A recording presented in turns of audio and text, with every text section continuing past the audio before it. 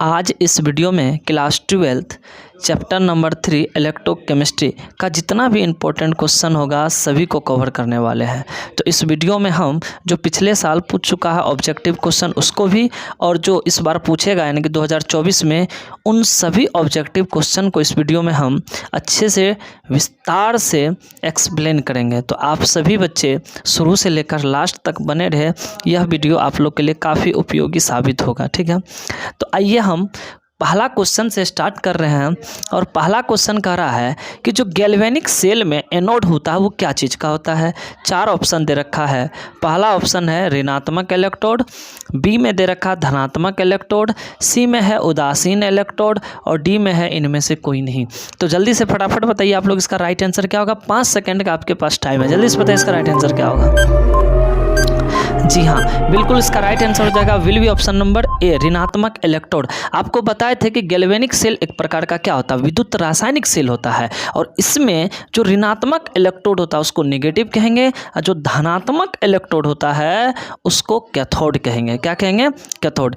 लेकिन विद्युत अपघटनी सेल में क्या होता है, तो पॉजिटिव टर्मिनल जो होता है वो एनोड होता है और नेगेटिव टर्मिनल जो होता है वो कैथोड होता है। तो ये एक दूसरे का विपरीत होता है। तो आप सभी बच्चे याद रखेंगे, जो ऋणात्मक इलेक्ट्रोड होता है गैल्वेनिक सेल में उसको एनोड कहा जाता है, जो धनात्मक इलेक्ट्रोड होता है उसको क्या कहा जाता है, कैथोड। तो यह क्वेश्चन आपका क्लियर हो गया। चलिए नेक्स्ट हम देखते हैं क्वेश्चन नंबर 2 में कह रहा है कि विद्युत धारा जब किसी चालक से इलेक्ट्रॉनों के द्वारा प्रवाहित होती है तो चालक को क्या कहते हैं।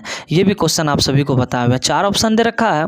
पहला है धात्विक चालक, दूसरा ऑप्शन बी में दे रखा है विद्युत अपघट्य चालक, और सी में दे रखा है कुचालक, और डी में दे रखा है इनमें से कोई नहीं। तो आपको बताना है जल्दी से कि इसका राइट आंसर क्या होगा।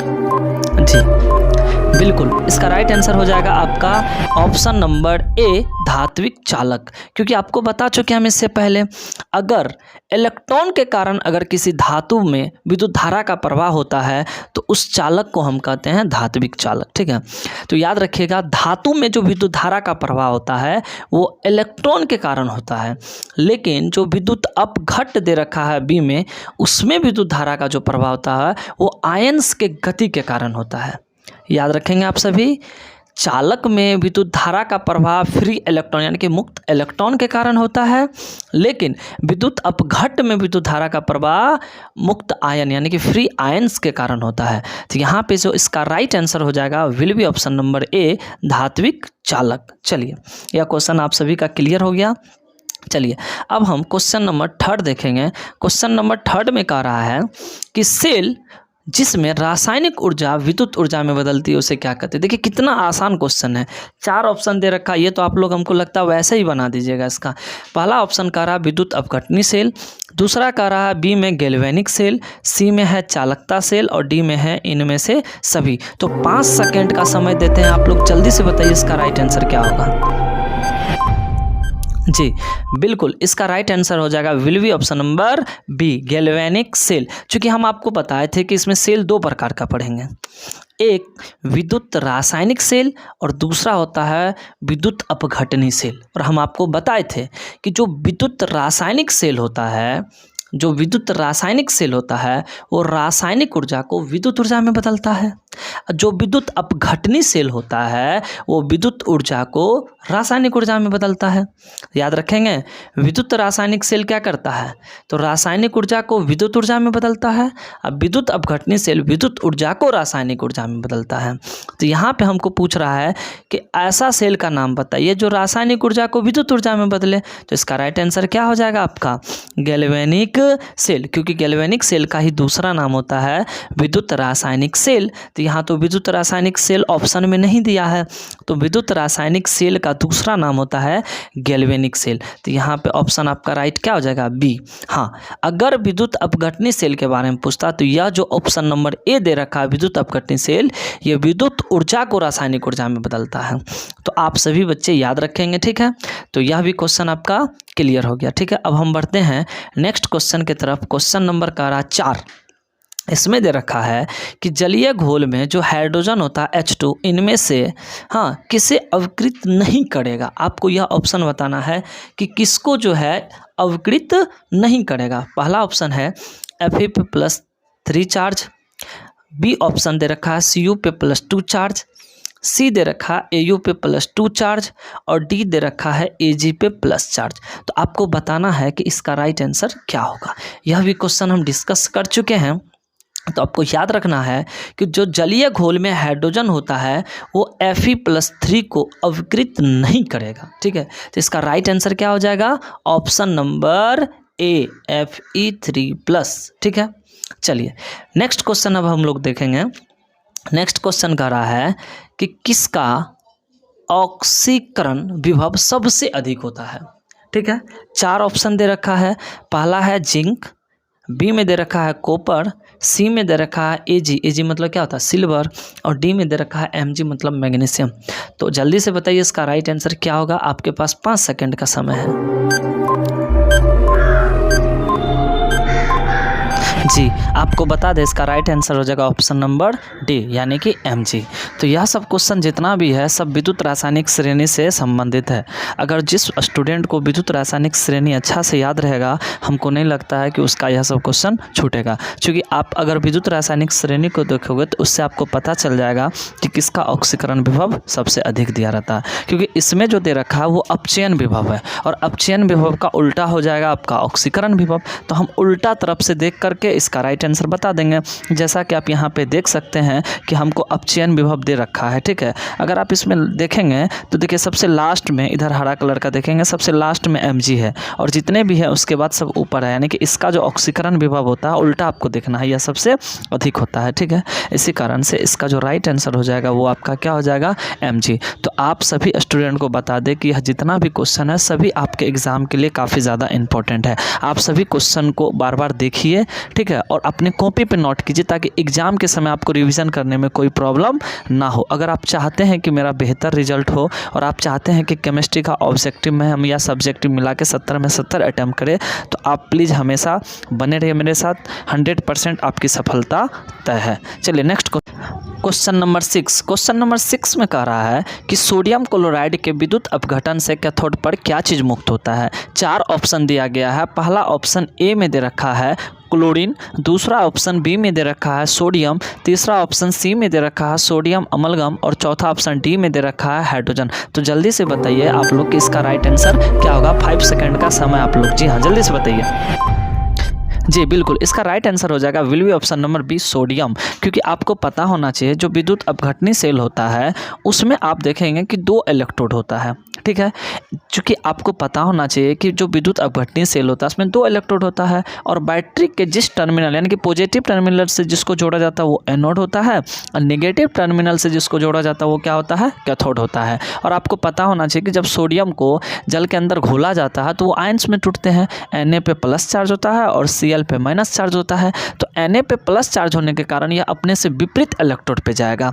और आपको पता है कि विद्युत अपघटनी सेल में विपरीत इलेक्ट्रोड क्या होता है?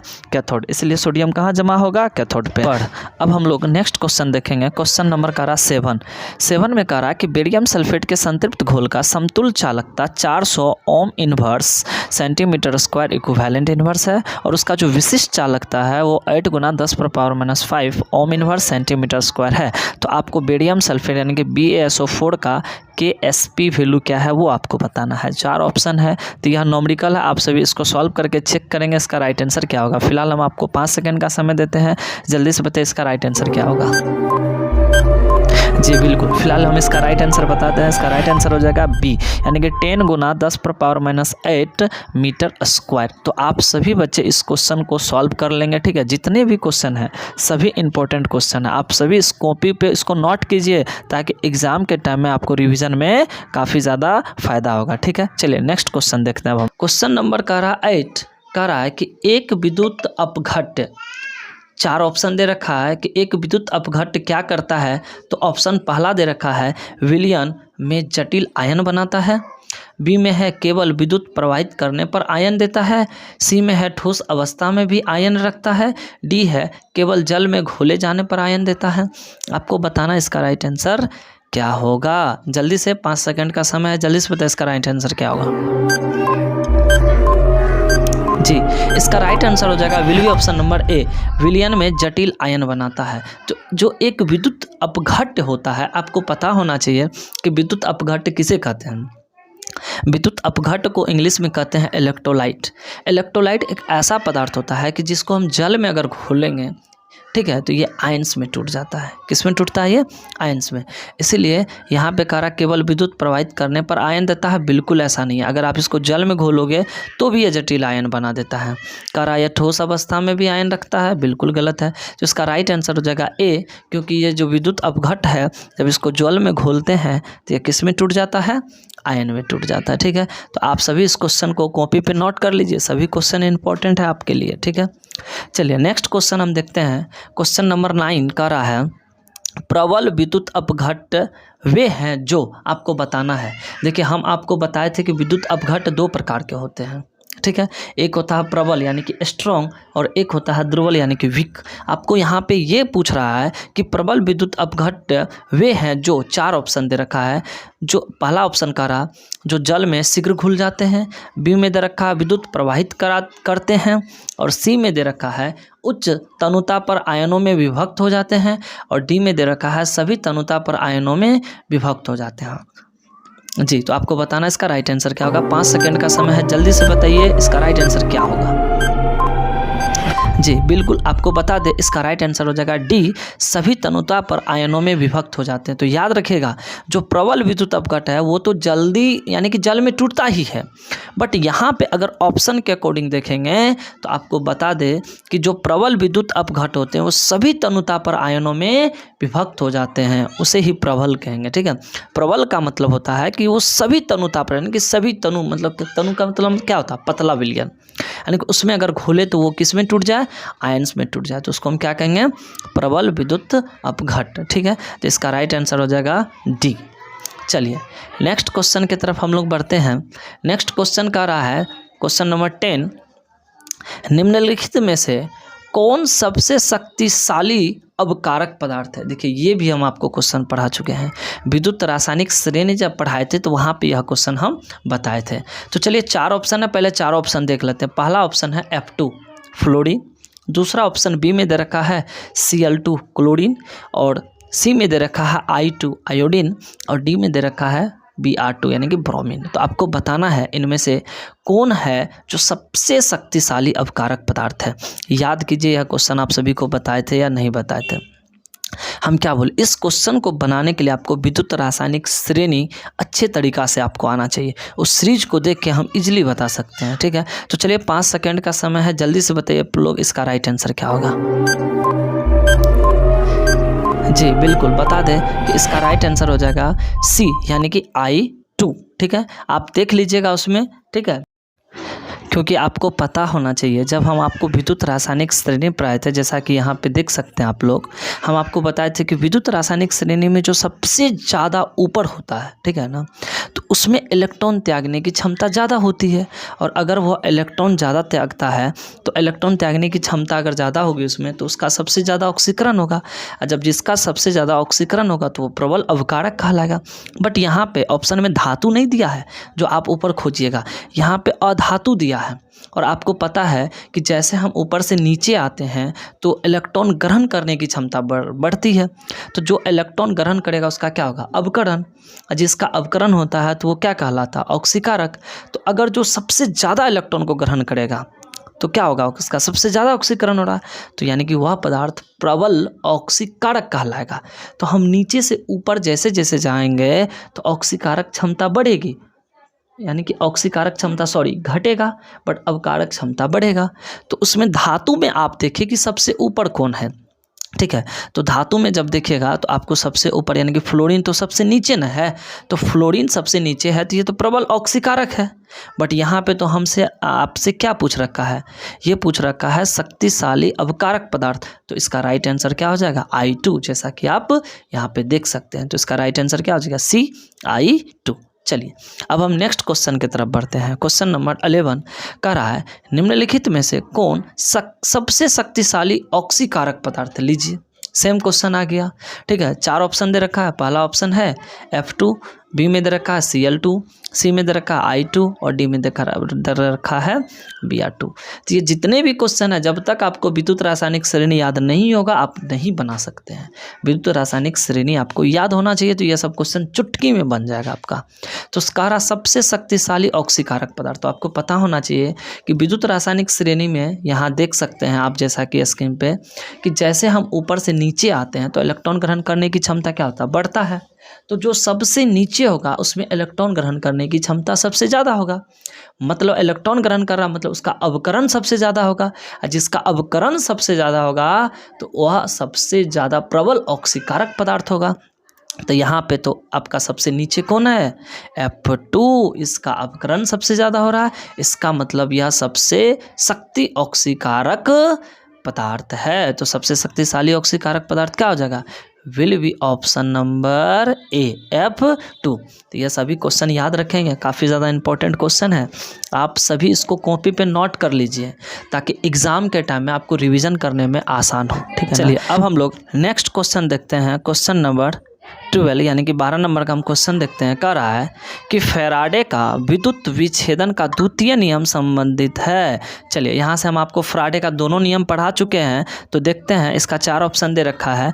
पहला ऑप्शन है धनायन के परमाणु संख्या के, दूसरा ऑप्शन बी में दे रखा है विद्युत अपघट के समतुल्य भार के, सी में दे रखा है ऋणायन के परमाणु संख्या के, और डी में दे रखा है धनायन के वेग से।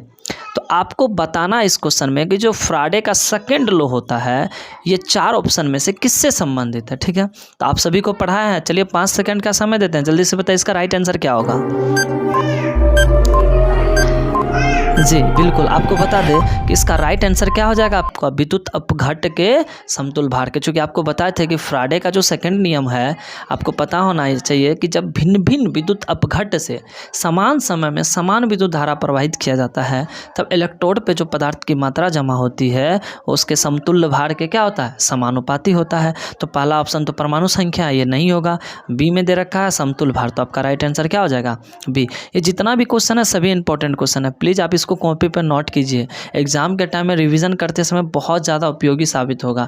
अगर आप चाहते हैं कि इंटर में हमको बेहतर नंबर आए और आप चाहते हैं कि उस मोहल्ले में उस समाज में सबसे अच्छा रैंक हो और आपके माँ बाप का भी नाम रोशन हो, तो आप सभी इस क्वेश्चन को नोट कीजिए और अच्छी तैयारी कीजिए ताकि एग्ज़ाम में बेहतर से बेहतर आपका नंबर आ पाए।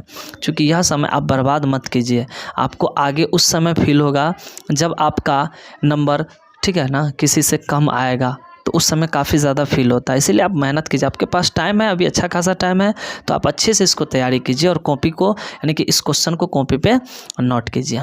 चलिए अब हम नेक्स्ट क्वेश्चन की तरफ बढ़ते हैं। क्वेश्चन नंबर 13 कह रहा है निम्नलिखित में से कौन द्वितीयक सेल है। देखिए ये सभी क्वेश्चन हम टोटल पढ़ा चुके हैं क्वेश्चन। पहला ऑप्शन कह रहा है ए में लेक्लांसे सेल, बी में दे रखा लेड स्टोरेज बैटरी यानी कि सेल, सी में दे रखा है सांद्रण सेल और डी में दे रखा है इनमें से सभी। कितना आसान क्वेश्चन है, जल्दी से बताइए। आप लोग 5 सेकंड का समय देते हैं, इसका राइट आंसर क्या होगा। जी बिल्कुल बता दें, इसका राइट आंसर क्या हो जाएगा, बी लेड स्टोरेज सेल यानी कि बैटरी, ऑप्शन नंबर बी होगा। आपको बताए थे सेल, अगर हम व्यावसायिक रूप से देखें तो सेल 2 प्रकार का बताए थे, वैसे तो 3 बताए थे, नॉर्मली हम 2 आपको समझाते हैं। एक बताए थे प्राथमिक सेल और दूसरा बताए थे द्वितीयक सेल। तो जो प्राथमिक सेल होता है उसको इंग्लिश में क्या कहते हैं, प्राइमरी सेल, और जो द्वितीयक सेल होता है उसको इंग्लिश में क्या कहते हैं, सेकेंडरी सेल। तो प्राइमरी सेल कैसा सेल होता है जिसको हम एक बार यूज करने के बाद दोबारा यूज नहीं कर सकते हैं। प्राइमरी सेल ऐसा होता है कि जिसको हम एक बार अगर प्रयोग में ले ले तो दोबारा उसको हम यूज नहीं कर सकते। क्यों, क्योंकि प्राइमरी सेल को चार्ज नहीं किया जा सकता। जैसे टॉर्च का बैटरी आपका प्राइमरी सेल होता है, उसको हम चार्ज नहीं कर सकते हैं। घड़ी में जो आप छोटा छोटा बैटरी लगाते हैं प्राइमरी सेल, उसको चार्ज नहीं कर सकते हैं। बट सेकेंडरी सेल ऐसा सेल होता है कि जिसको हम बार बार उपयोग में ला सकते हैं। क्यों, क्योंकि उस सेल को हम चार्ज कर सकते हैं। जैसे मेरा मोबाइल का बैटरी, उसको हम ऐसा थोड़ी ना कि एक बार यूज किए फेंक दिए, क्योंकि उसको चार्ज करके हम दोबारा यूज करते हैं। उसी प्रकार लेड स्टोरेज बैटरी यानी कि बड़ा बैटरी जो होता है वो आपका होता है लेड स्टोरेज बैटरी सेल, तो वो आपका सेकेंडरी में आ जाएगा। क्यों, क्योंकि उसको हम बार बार यूज कर सकते हैं।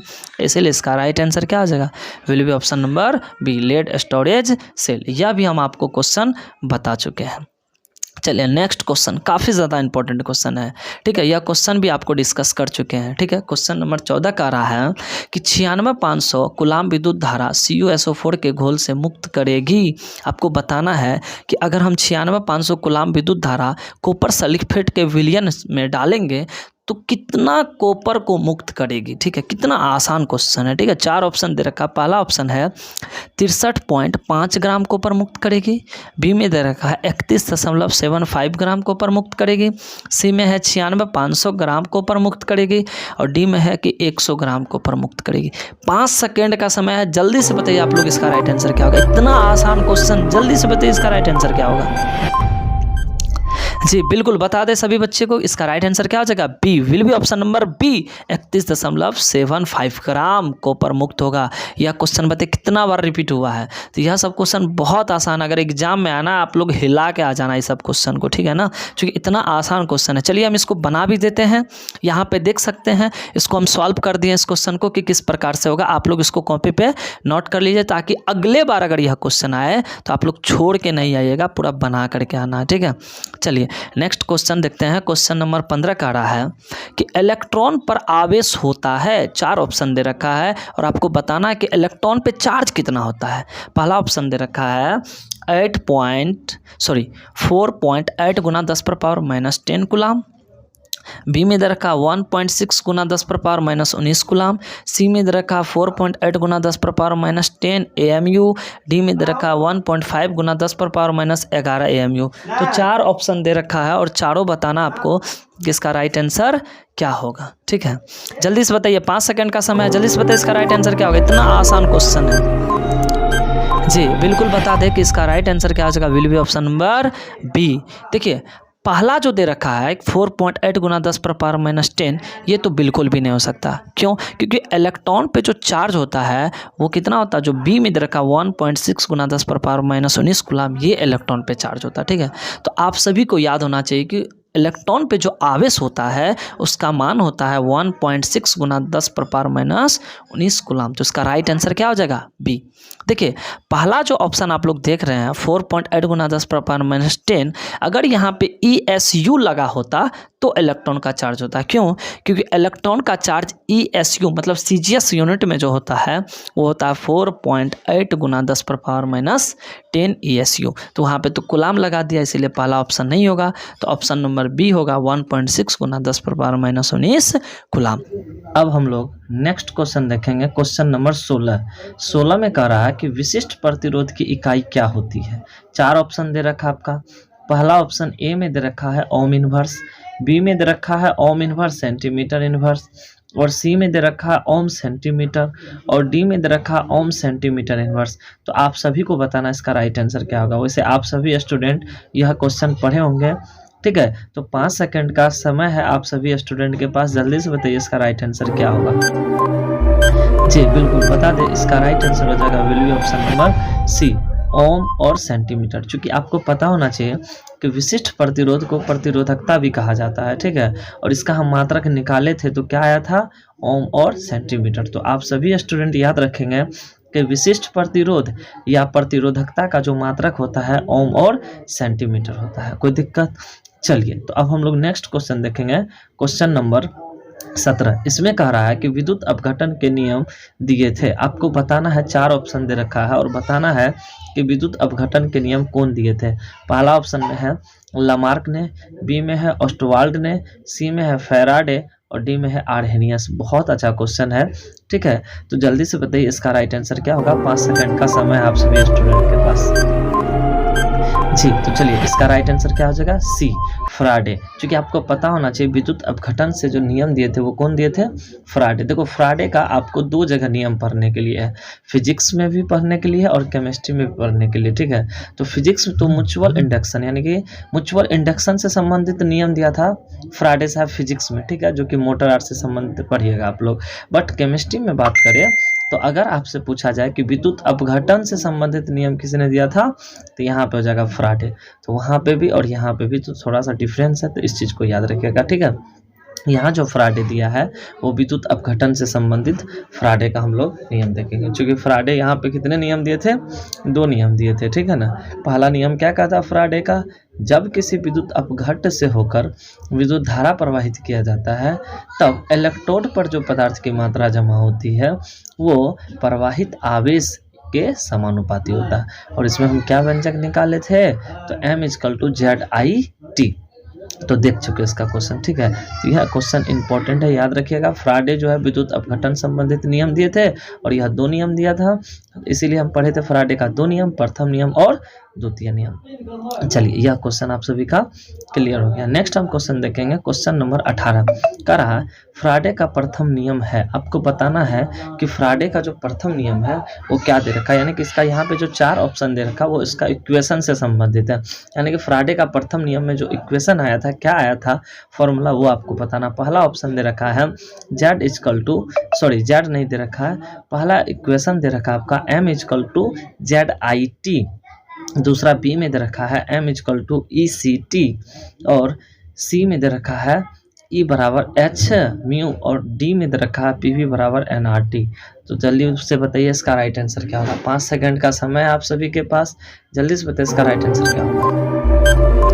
जी बिल्कुल, इसका राइट आंसर क्या हो जाएगा, will be option number A, ठीक है। M=ZIT। चूंकि आपको फ्राडे का प्रथम नियम पढ़ाए थे कि फ्राडे का प्रथम नियम से हम आपको निकाले थे फाइनली फॉर्मूला क्या था आपका, तो आपका M=ZIT, जहाँ Z होता है विद्युत रासायनिक तुल्यांक, I होता है विद्युत धारा, T होता है समय और M होता है इलेक्ट्रोड पर जमा हुई पदार्थ की मात्रा। तो फ्राडे का प्रथम नियम से याद रखिएगा M=ZIT।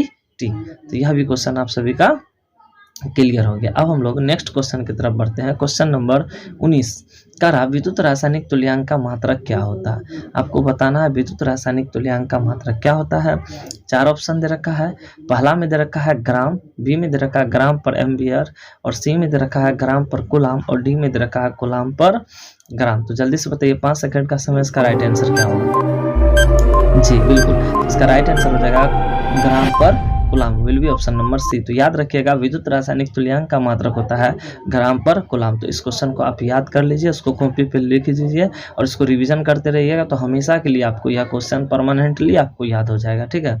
नेक्स्ट क्वेश्चन देखते हैं, क्वेश्चन नंबर 20 कह रहा कि एक फराडे होता है। आपको बताना है कि एक फराडे कितना के बराबर होता है, ठीक है। ऑप्शन दे रखा, पहला ऑप्शन दे रखा है 69500 कूलाम, बी में दे रखा है 96500 कूलाम, सी में दे रखा है 96500 कूलाम लगभग में और डी में दे रखा है इनमें से कोई नहीं। ये तो हमको लगता है सभी स्टूडेंट को पता होगा कि एक फराडे इक्वल टू कितना कूलाम होता है। फिर भी जल्दी से बताइए, 5 सेकंड का समय आपके पास, इसका राइट आंसर क्या होगा। जी बिल्कुल, इसका राइट आंसर क्या हो जाएगा, सी 96500 कूलाम। आप सभी को पता होना चाहिए कि एक फराडे इक्वल टू होता है कितना, 96500 कूलाम। तो ये भी कई बार क्वेश्चन पूछा हुआ है, तो इसको आप सभी वैल्यू यानी कि सभी स्टूडेंट इसका वैल्यू याद रखिएगा, ठीक है। नेक्स्ट हमको पूछ रखा है, ठीक है। नेक्स्ट क्वेश्चन अब कितना नंबर का देखेंगे हम लोग, तो नेक्स्ट क्वेश्चन हम लोग देखेंगे 20 नंबर का, ठीक है। 20 में कह रहा है कि सेल स्थिरांक है। आपको बताना है कि इसमें सेल स्थिरांक जो है वो है, यानी कि कहने का मतलब सेल स्थिरांक का क्या फॉर्मूला होगा वो आपको इसमें बताना है। 4 ऑप्शन दे रखा, पहला है L/A, बी में दे रखा है A/L, सी में दे रखा है A×L और डी में दे रखा A+L। तो 4 ऑप्शन है, ठीक है। जल्दी से बताइए, 5 सेकंड का समय आपके पास, इसका राइट आंसर क्या होगा। जी बिल्कुल, इसका राइट आंसर हो जाएगा आपका ऑप्शन ए, L/A। क्यों, क्योंकि आपको बताए थे कि सेल स्थिरांक किसे कहा जाता है। सेल स्थिरांक अनुपात होता है, बट किसका अनुपात होता है, तो 2 इलेक्ट्रोडों के बीच की दूरी या प्लस नहीं कहेंगे उसको, अनुपात कहेंगे किसका, अनुप्रस्थ काट क्षेत्रफल का। तो सेल स्थिरांक किसे कहते हैं, तो 2 इलेक्ट्रोडों के बीच की दूरी और अनुप्रस्थ काट क्षेत्रफल के अनुपात को ही हम लोग क्या कहते हैं, सेल स्थिरांक।